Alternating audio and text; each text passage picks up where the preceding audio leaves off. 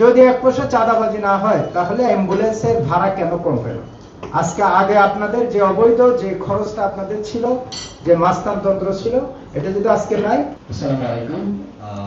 আমরা বিগত মেয়র মহোদয়কে বলছিলাম যে একটা সাইলেন্স জোন মেডিকেল কলেজের পশ্চিম গেট থেকে পূর্ব গেট পর্যন্ত সাইলেন্স জোন এটা করার জন্য এখানে কেউ হর্ন বাজাতে পারবে না। মেয়র মহোদয় মনে হয় ব্যবস্থা নেবেন।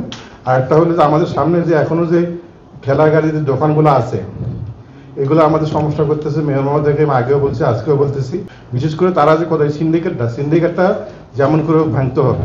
একটা রোগী বাসকুলি থেকে আসলো, রাস্তায় মারা গেল বা চিরাংবালি ইমার্জেন্সিতে মারা গেল, সে ওই অ্যাম্বুলেন্সে কেন ফেরত যেতে পারবে না? আমি মনে করি অ্যাম্বুলেন্স সমিতির যে সাধারণ সম্পাদক আছে তোমার বক্তব্য আমি শুনবো।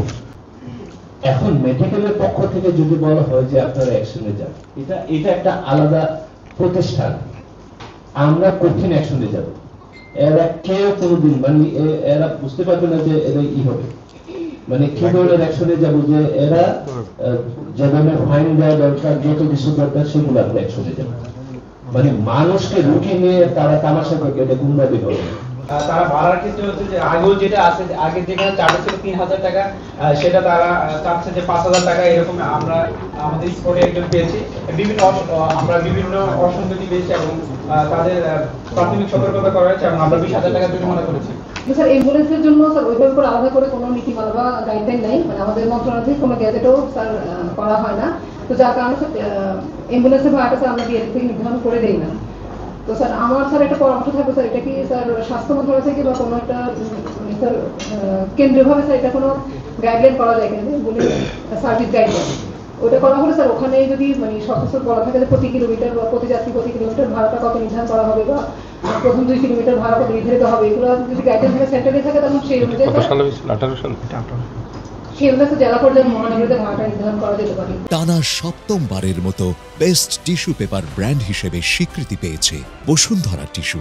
চট্টগ্রাম মেডিকেল কলেজ এবং আশেপাশের যত ধরনের সিন্ডিকেট, নট অনলি অ্যাম্বুলেন্স, এখানে যে যারা আপনার ক্লিনিক মালিক সমিতি থেকে শুরু করে আপনার ওষুধ মালিক সমিতি থেকে যারা দালাল চক্র আছে, আমরা বারবার ডিরেক্টর মহোদয়ের সাথে আমরা বৈঠক করেছি।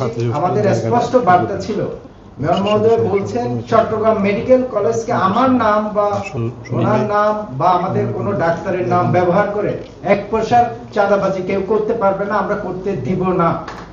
সুতরাং আমার প্রশ্ন হচ্ছে, যদি এক পয়সা চাঁদাবাজি না হয় তাহলে অ্যাম্বুলেন্সের ভাড়া কেন কমবে না? আজকে আগে আপনাদের যে অবৈধ যে খরচটা আপনাদের ছিল, যে মাস্তানতন্ত্র ছিল, এটা যদি আজকে নাই, একটা সুনির্দিষ্ট নীতিমালার মধ্যে যেটা যৌক্তিক যে একটা নীতিমালা, সেটা আমরা আজকে এখান থেকে তৈরি করে দিব এবং মেয়র মহোদয়ের নেতৃত্বে এটা কন্টিনিউয়াস প্রসেস হিসেবে এটা যতদিন পর্যন্ত আমাদের এই চট্টগ্রাম মেডিকেল কলেজ থাকবে, ইনশাআল্লাহ এই নীতিমালাটা আমরা বাস্তবায়নের চেষ্টা করে যাব। এবং সময়ে সময়ে এটার জন্য আপনাদের যে মোবাইল কোর্ট চালু রাখা, তসলিম ভাইয়ের সাথে ব্রিগেডিয়ার সাহেবের সাথে আমাদের প্রায় কথা হয়, যে কোনো কিছু বিষয়ে আপনার কাছে কোনো অভিযোগ যাবে, সেটা দালাল হোক, হসপিটাল বিষয়ক, রোগী বিষয়ক দালাল চক্র বা ল্যাব বিষয়ক দালাল চক্র, আপনি এদেরকে আপনার ডিবি দিয়ে আপনার এসবি দিয়ে আপনি ওদেরকে মনিটরিং করে এদেরকে আপনি অ্যারেস্ট করেন। তারা অবশ্যই নীতিমালাগুলো আনতে পারতো, প্রণয়ন করতে পারতো। আর আমরা চাচ্ছি যে কি, যেহেতু আমরা যখন গেটে